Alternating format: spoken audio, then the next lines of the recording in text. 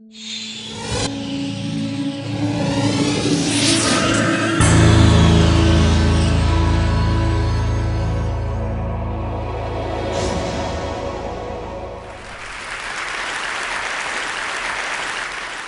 wanted to be a rock star.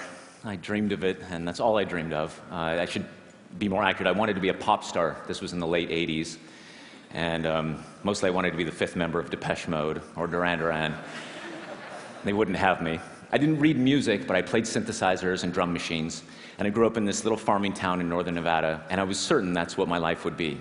And when I went to college at the University of Nevada, Las Vegas, when I was 18, I was stunned to find that there was not Pop Star 101 or even a degree program for that interest. And the choir conductor there knew that I sang and invited me to come and join the choir. And I said, yes, I would love to do that, sounds great. And I left the room and said, no way. The choir people in my high school were pretty geeky, and there was no way I was going to have anything to do with those people. And about a week later, a friend of mine came and said, listen, you've got to join choir. At the end of the semester, we're taking a trip to Mexico, all expenses paid, and the soprano section is just full of hot girls. And so I figured for Mexico and babes, I could do just about anything. And I went to my first day in choir, and I sat down with the basses and sort of looked over my shoulder here to see what they were doing. They opened their scores, the conductor gave the downbeat, and boom, they launched into the Kyrie from the Requiem by Mozart. And my entire life I had seen in black and white, and suddenly everything was in shocking technicolor.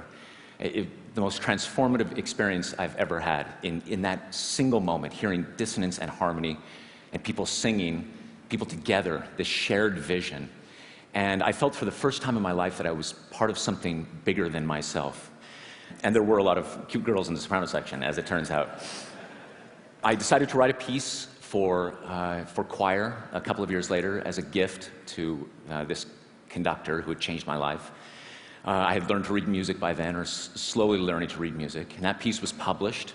And then I wrote another piece, and that got published, and then I started conducting, and I ended up doing my master's degree at the Juilliard School, and I find myself now in the unlikely position of standing in front of all of you as a professional classical composer and conductor.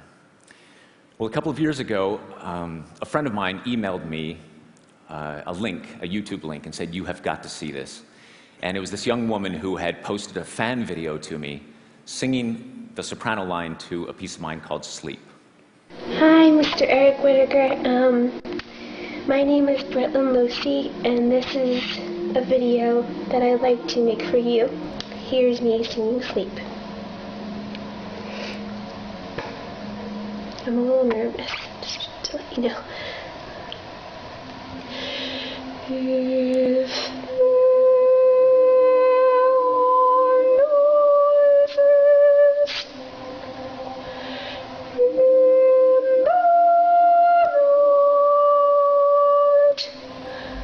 I was thunderstruck. Britland was so innocent and so sweet, and her voice was so pure. And I even loved seeing, behind her, I could see the little teddy bear sitting on the piano behind her in her room. Such an intimate video. And I had this idea, if I could get 50 people to all do this same thing, sing their part, soprano, alto, tenor, and bass, wherever they were in the world, post their videos to YouTube, we could cut it all together and create a virtual choir. So I wrote on my blog, OMG, OMG. I actually wrote OMG, hopefully for the last time in public ever. And I sent out this call to singers, and I made free the download of the music to a piece that I'd written in the year 2000 called Lux Aurumque, which means light and gold. And lo and behold, people started uploading their videos. Now, I should say before that, what I did is I posted a conductor track of myself conducting, and it's in complete silence when I filmed it, because I was only hearing the music in my head, imagining the choir that would one day come to be. Afterwards, I played a piano track underneath so that the singers would have something to listen to. And then as the videos started to come in,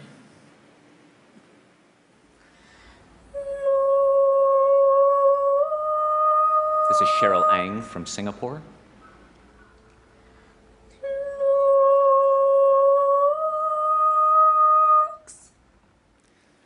This is Evangelina Etienne.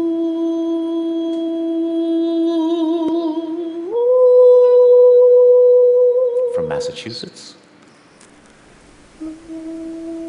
Stephen Hansen from Sweden. This is Jamal Walker from Dallas, Texas.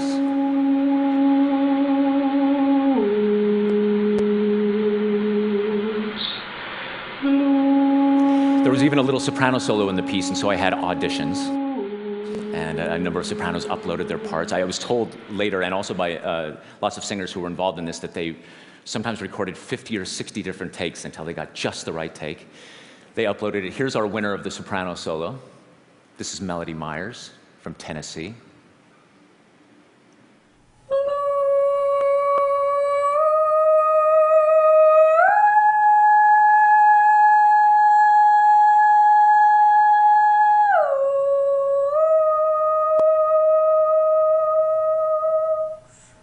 I love the little smile she does right up at the top of the note, like, yeah, no problem, everything's fine. And from the crowd emerged this young man, Scott Haynes, and he said, listen, this is the project I've been looking for my whole life. I'd like to be the person to edit this all together. I said, thank you, Scott. I'm so glad that you found me. And Scott aggregated all of the videos. He scrubbed the audio. He made sure that everything lined up. And then we posted this video to YouTube about 1.5 years ago. This is Lux Arumque, sung by the Virtual Choir.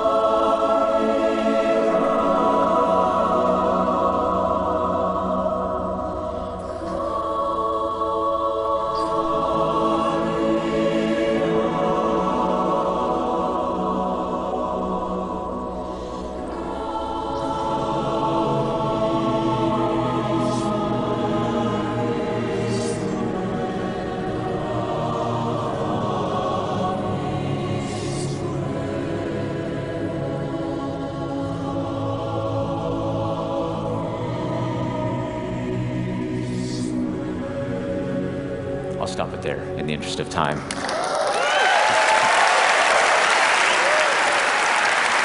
Thank you. No, thank you.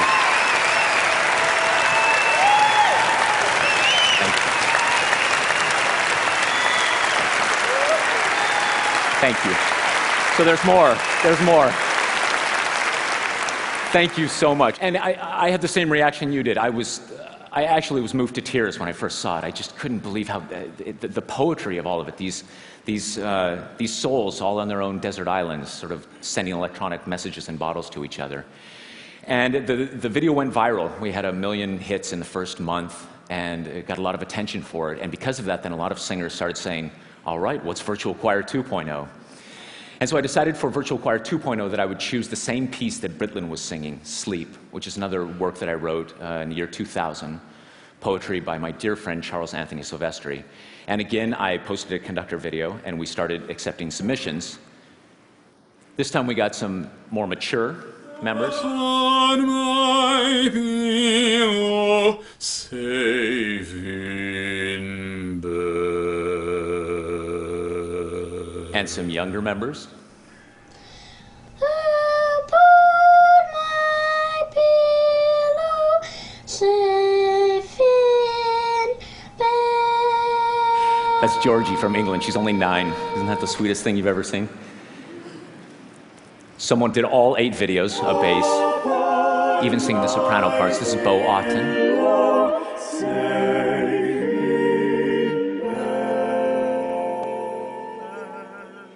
And our goal, it was sort of an arbitrary goal. There was an MTV video where they all sang Lollipop, and they got people from all over the world to just sing that little melody, and there were 900 people involved in that. So I told the singers, that's our goal, that's the number for us to beat.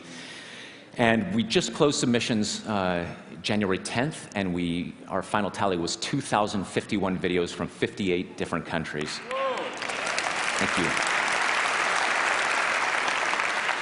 From Malta, Madagascar, Thailand, Vietnam, Jordan, Egypt, Israel, as far north as Alaska, and as far south as New Zealand.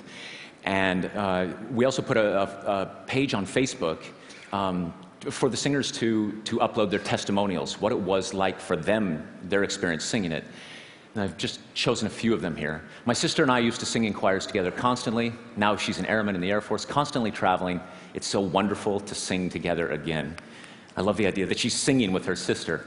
Aside from the beautiful music, it's great just to know I'm part of a worldwide community of people I never met before, but who are connected anyway.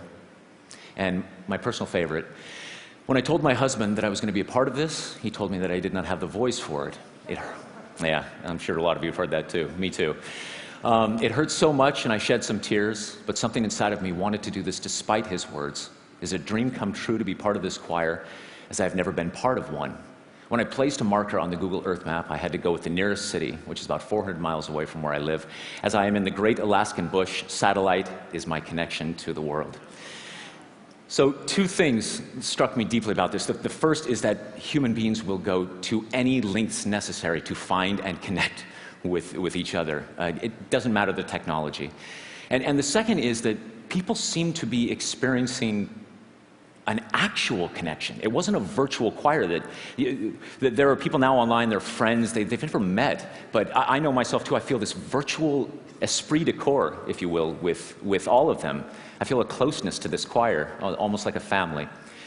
What I'd like to close with then today is the first look at Sleep, Virtual Choir 2.0. This will be a premiere today.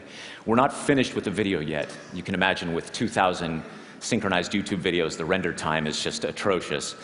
But we do have the first 3 minutes, and it's a tremendous honor for me to be able to show it to you here first. You're the very first people to see this.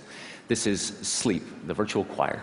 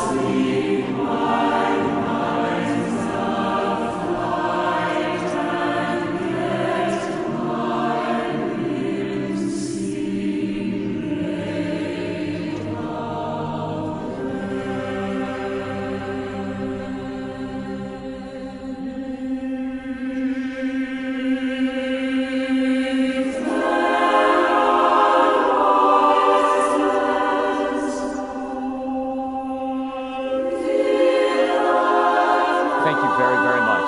Thank you.